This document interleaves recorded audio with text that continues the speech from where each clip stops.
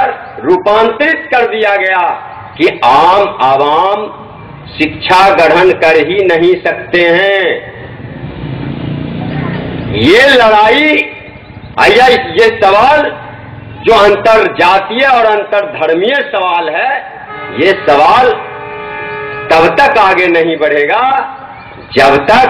शिक्षा का प्रचार नहीं होगा और जब तक हम अपने अधिकार को, हम अपने कर्तव्य को, आम लोग अपने अधिकार को, आम लोग अपने कर्तव्य को नहीं समझेंगे तो फिर समाज के अंदर जो कुरीतियां रची जाती है, जिससे प्रभावित होकर समाज बिखर रहा है, समाज गलत दिशा की ओर जा रहा है, समाज में वैमनस्य की भावना पैदा हो रहा है, वो दूर कैसे होगा? ये बहुत बड़ा टास्क है नरेश जी, आपके पास के लिए भी और उन तमाम प्रगतिवादी बुद्धि विद्युत जनों के लिए भी जो बुद्धिजीवी जन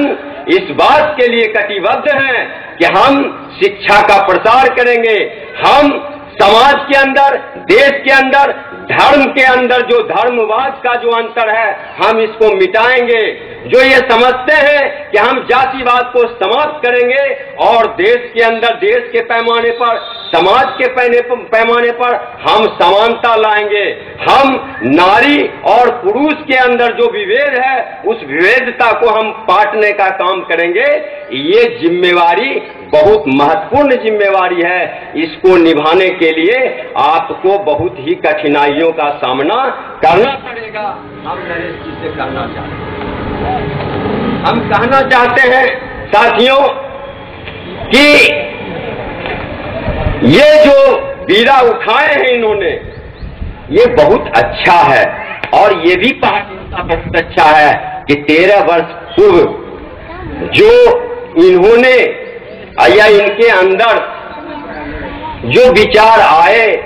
उनको लोगों के बीच लाने का प्रयास किए और 13 वर्षों से लगातार प्रयास कर रहे हैं। हम नरेश जी से आग्रह करेंगे और उनको हम सुझाव देना चाहते हैं कि नरेश जी, आप साल में ऐसा कार्यक्रम तो करते ही हैं, लेकिन इसकी प्रसार करने का योजना बनाइए। आप अगर नहीं कुछ कर सकते हैं तो जिस तरह से आज स्थापना दिवस मनाए हैं उसी तरह से कुछ ऐसा एक कार्यक्रम बीच में भी निकालिए और वो एक सप्ताह का कार्यक्रम हो और जो आपकी गतिविधि है, जो आज तक आपने सूचना ग्रहण किया है कि दुनिया के पैमाने पर कौन कौन से विद्युत जन हुए जो धर्मीय अंतर जो को पाटने का काम किया और अंतरधर्मीय और अंतरजातीय विवाह किया, उनको आप संग्रह करके एक सीडी तैयार करवाइए और एक मुहिम चलाइए, आम लोगों के बीच ले जाइए, ताकि अभी आपने जो अपने कविता के माध्यम से इस बातों को कहा कि आपने कोई गुनाह नहीं किया, आपने किसी अबले का इज्जत के साथ खिलवाड़ नहीं किया, बल्कि आपने तो विवाह किया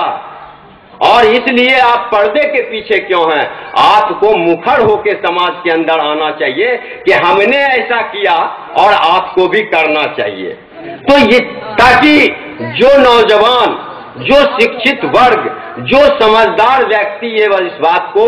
ये बात समझते हैं कि उचित है, उनको बल मिले और वो इसको करने में बेझिझक आगे बढ़े, जिससे कि आपके उद्देश्य की पूर्ति में एक कदम आप आगे बढ़ेंगे। यही सारी बातें हैं और हम कहना चाहते हैं साथियों कि धर्म और जाति का जो विभेद है वो विभेद योजनाबद्ध तरीके से है। इसको तोड़ने के लिए एक लंबी लड़ाई की जरूरत है, क्योंकि जिस तरह से शिक्षा को कुछ लोगों के द्वारा, इस देश के कुछ लोगों के द्वारा कैद करके रखा गया है और बड़े पैमाने पर बड़ी आबादी शिक्षा से वंचित है, उसी तरह से इस देश के अंदर जो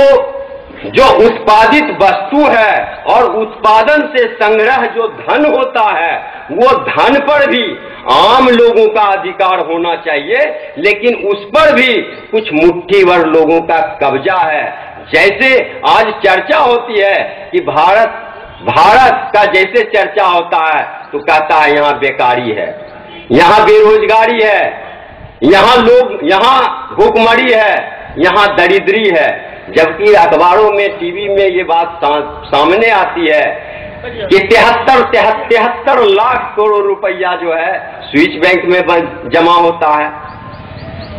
धीरू भाई अंबानी का पूंजी इतना करोड़ रुपया है, मित्तल का प्रॉपर्टी इतना है। अगर सही मायने में विदेशी स्विस बैंक में ही जो बैंक पैसे हैं, उसको अगर हम लाके हिंदुस्तान के एक एक नागरिक को बांट देंगे तो हिंदुस्तान में सभी लोग लाखपति हो जाएंगे, सभी लोग लाखपति हो जाएंगे। लेकिन ये असमानता जो है, ये योजनाबद्ध तरीके से बनाया गया है, इस पर प्रहार करना होगा। और जब तक आप प्रहार नहीं करेंगे तब तक वो जो हम सोच रहे हैं, जो हमारी योजनाएं हैं, वो नहीं होगा। क्योंकि हवा प्राकृतिक पर हमारा भी अधिकार है और सभी का अधिकार है। जिस तरह से हवा हम बराबर में लेते हैं, बराबर यूज करते हैं, सभी लोग इसी हवा पर जीवित हैं, उसी तरह से भूमि,